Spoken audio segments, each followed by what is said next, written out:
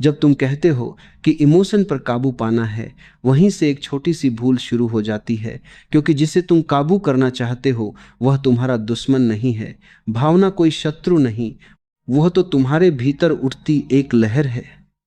जैसे समुद्र में ज्वार आता है, वैसे ही मन में भाव आते हैं।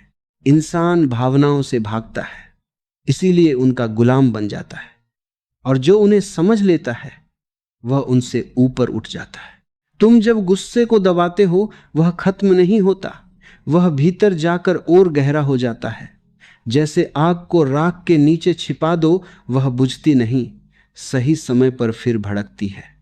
यही कारण है कि जो लोग बहुत शांत दिखते हैं, उनके भीतर सबसे ज्यादा तूफान होता है। काबू पाने की कोशिश मत करो, समझने की कोशिश करो।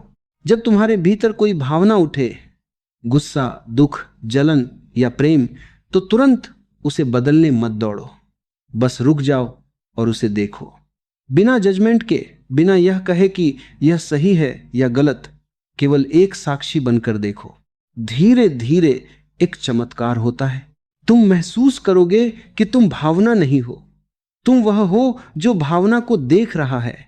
जैसे आकाश बादलों को देखता है लेकिन खुद बादल नहीं बनता, उसी तरह तुम गुस्से को देख सकते हो लेकिन तुम गुस्सा नहीं हो। यहीं से स्वतंत्रता शुरू होती है।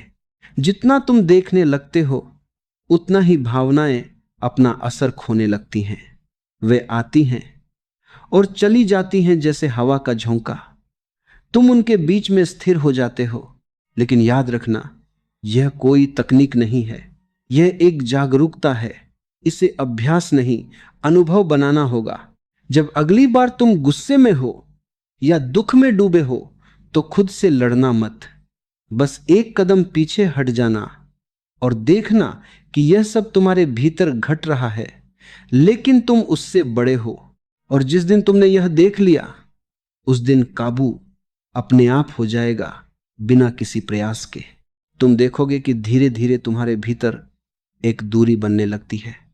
जैसे तुम नदी के किनारे खड़े हो और पानी बह रहा है, तुम भीग नहीं रहे, बस देख रहे हो, और इस दूरी में एक अजीब सी शांति है।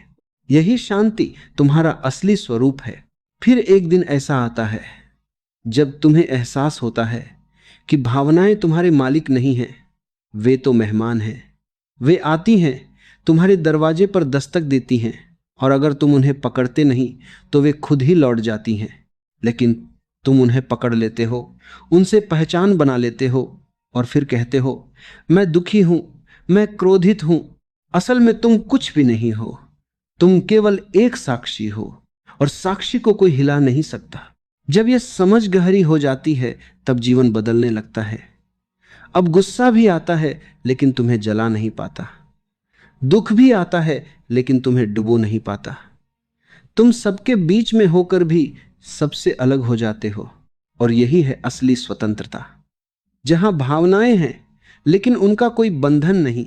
अब काबू पाने की जरूरत नहीं रहती, क्योंकि जिसे तुम काबू करना चाहते थे वह कभी तुम्हें बांध ही नहीं सकता।